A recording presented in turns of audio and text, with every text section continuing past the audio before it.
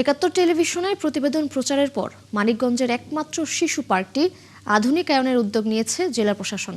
এরই মধ্যে পার্কটির ময়লা আবর্জনা পরিষ্কার করা হয়েছে, বসানো হচ্ছে শিশুদের জন্য নতুন নতুন রাইড। এই উদ্যোগকে স্বাগত জানিয়েছে জেলার সব শ্রেণী পেশার মানুষ। আরও জানাচ্ছেন মনিরুল ইসলাম মিহির।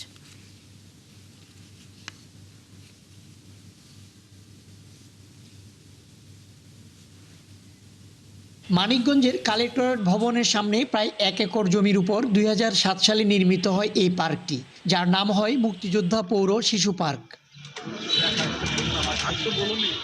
2017 সালে পার্কটিতে বসানো হয় বৈদ্যুতিক ট্রেন, স্লিপার, দোলনা, বসার জন্য ছাউনি, বেঞ্চ সহ নির্মাণ হয় বিভিন্ন ভাস্কর্য।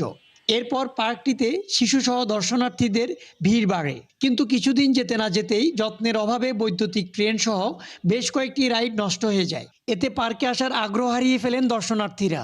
অভিভাবকরাও শিশুদের নিয়ে পার্কে আসা বন্ধ করে দেয়।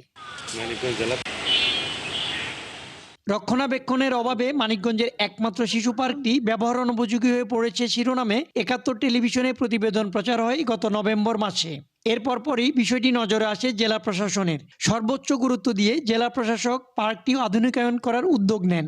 স্কেটিং করার জন্য অল্প একটু জায়গা ঠিক করে দেওয়া, বাচ্চারা সেখানে স্কেটিং করবে, স্কেটিং শিখবে। আর চারদিকে তো ওয়ার্কওয়েটা করা আছে, তারা চাইলে সেখানে সাইকেল চালাতে পারবে। মানে মূল ইয়েটা হচ্ছে বাচ্চারা যেন এখানে এসে একটু নিজের মতো করে খেলাধুলা করতে পারে। এরই মধ্যে পার্কের ভেতরের ময়লা আবর্জনা, স্তূপ ও জঙ্গল পরিষ্কার করা হয়েছে। শিয়া বাটার ও ভিটামিন সমৃদ্ধ লিলি বিউটি সোপ, তারুণ্যময় উজ্জ্বল ত্বকের জন্য। নষ্ট রাইডগুলো সরিয়ে নতুন করে বসানোর কাজ চলছে। ৭১ প্রতিবেদন প্রকাশের পরে কিছুদিন পরে দেখলাম যে এটা কর্তৃপক্ষ এটা পরিষ্কার করা শুরু করেছে। এখানে সারা মানিকগঞ্জ 7 থানার লোক আসে, এখানে একটু ক্লান্তি হয়ে এখানে বসতে পারে, সেখানে সেই মনোরম পরিবেশ হোক। এবং মশার জ্বালায় মানে খুব অবস্থা খারাপ ছিল।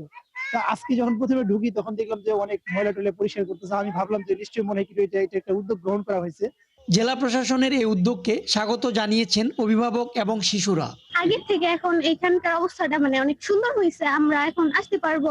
এখনকার পরিবেশটা আগের চেয়ে অনেক ভালো, এখন সবাই এখানে আসে খেলাধুলা করতে পারবে। এখন পরিষ্কার হয়েছে, অনেক ভালো হয়েছে। এটা আমরা চাই যে সবসময় যেন এরকম পরিষ্কার থাকে।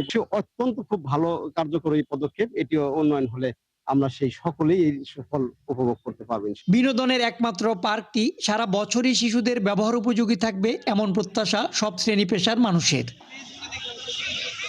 মনিরুল ইসলাম মিহির, একাত্তর, মানিকগঞ্জ।